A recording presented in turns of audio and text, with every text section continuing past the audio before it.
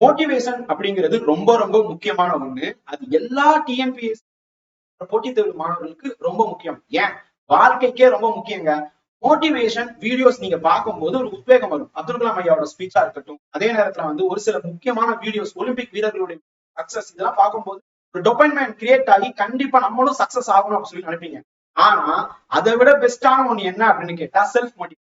உங்களுக்கு நீங்க தான் பெஸ்ட் மோட்டிவேட்டர். இப்ப இந்த வீடியோவே இருக்கட்டும், இதனுடைய லைஃப் டைமே என்ன அப்படின்னு கேட்டா உங்களுக்கு சக்தி கொடுக்கும் ஒரு நாள் தான் அதிகபட்சமா இருக்கும். இது ஒருத்தருக்கும் மாறுபடும். உதாரணத்துக்கு ஒரு ராக்கெட் வந்து மேல எழும்பணும் அப்படின்னு கேட்டா எஸ்கேப் வெலாசிட்டி தாண்டி மேல போகும். அது மேல போறதுக்கு ரொம்ப ரொம்ப கம்மியா தான் அந்த அப்லிஃப்ட் வந்து பண்ணுமே தவிர்த்து ரொம்ப எல்லாம் பண்ணாது. அதன் பிறகு அதனுடைய ஃபியூல் தான் வந்து ஸ்பேஸ்க்கு கொண்டு போகும். அந்த மாதிரி self discipline and self motivation தான் உங்களுடைய கோலை ரீச் பண்ண வைக்கும். அப்ப எப்பயுமே மோட்டிவேட்டடா இருக்கிறதுக்கு செல்ஃப் டிசிப்ளினும் செல்ஃப் மோட்டிவேஷனும் பண்ணிக்கோங்க.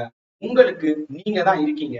எக்ஸ்ட்ராவா வந்து பாத்தீங்கன்னா பேட்சஸ் அண்ட் வந்து பாத்தீங்கன்னா கொஸ்டின் பேப்பரை வந்து அனலைஸ் பண்றதுக்கு நம்ம கற்பதையஸை யூஸ் பண்ணிக்கலாம். தேங்க்யூ.